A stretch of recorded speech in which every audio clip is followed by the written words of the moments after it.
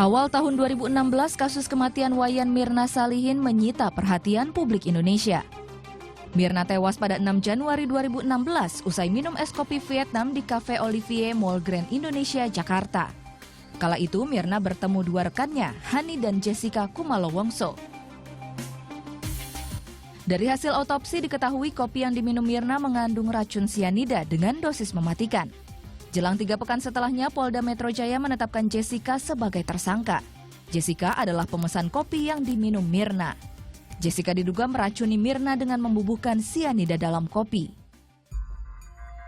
Kasus pembunuhan menggunakan sianida bukanlah hal baru. Racun sianida yang mematikan telah digunakan sejak ribuan tahun lalu.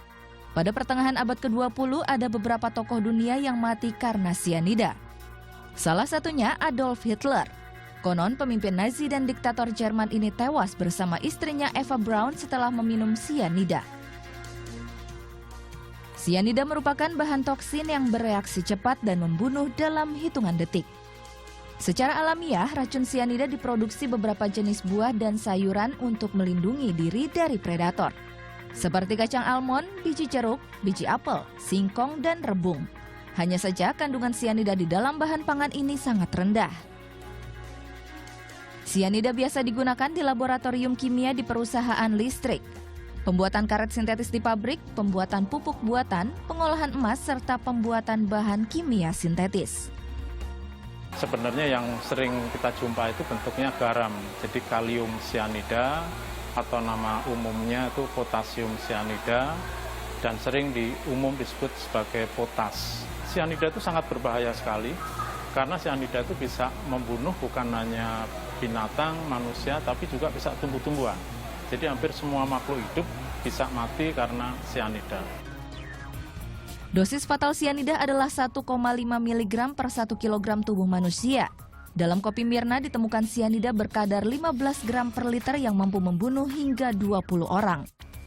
Karena tergolong zat kimia berbahaya, tidak semua orang bisa mendapatkan sianida dengan mudah. Orang yang hendak membeli sianida harus menunjukkan surat keterangan dari kepolisian atau rumah sakit terkait penggunaan sianida. Aturan ini tertuang dalam Peraturan Menteri Perdagangan tentang distribusi dan pengawasan zat berbahaya. Aturan tersebut mencantumkan sianida sebagai zat berbahaya yang tidak bisa diperjualbelikan secara bebas. Selain diatur Kementerian Perdagangan, sianida juga berada di bawah pengawasan Kementerian Perindustrian. Sianida tidak diproduksi di dalam negeri, sehingga untuk mendapatkannya perlu izin impor. Secara umum, izin distribusi sianida di Indonesia hanya digunakan untuk penambang emas. Sianida yang beredar secara ilegal di masyarakat diduga berasal dari importir terdaftar yang menyalahgunakan izinnya. Jika terbukti mengedarkan secara ilegal, sanksi yang diberikan adalah pencabutan izin importir. Proses impornya dibagi atas dua, importir produsen dan importir terdaftar. Yang kita berikan izin yang resminya adalah ke importir produsen. Ya, artinya dia sebagai produsen betul. Jadi perusahaan seperti kayak Antam, seperti misalnya Freeport dan sebagainya, ya, yang memang dia akan melakukan ekstraksi emas misalnya. Kalau importir terdaftar, karena kebutuhannya kecil-kecil, jadi diimpor oleh sebuah perusahaan negara. Ya, namanya Perusahaan Perdagangan Indonesia. Nah, perusahaan negara ini akan mendistribusikan ke beberapa konsumen yang lain. Timnet sempat melacak peredaran sianida di beberapa toko kimia di Jakarta. Hasilnya, sejumlah toko kimia yang kami datangi mengaku tidak menjual sianida.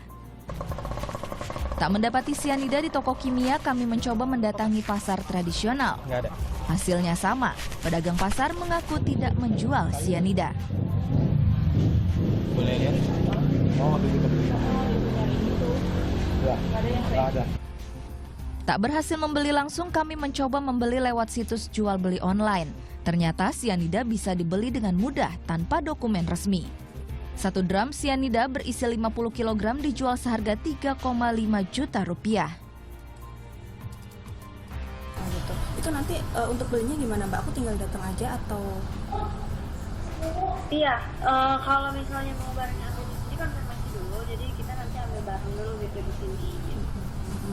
Oh gitu. Jadi, Ibu bisa transaksi langsung di kantor sampai ambil barangnya. Aku perlu nyiapin apa Mbak? Apa kayak dokumen-dokumen gitu nggak? Apa aku langsung datang aja gitu? Oh enggak perlu pakai dokumen kok. Ibu datang aja.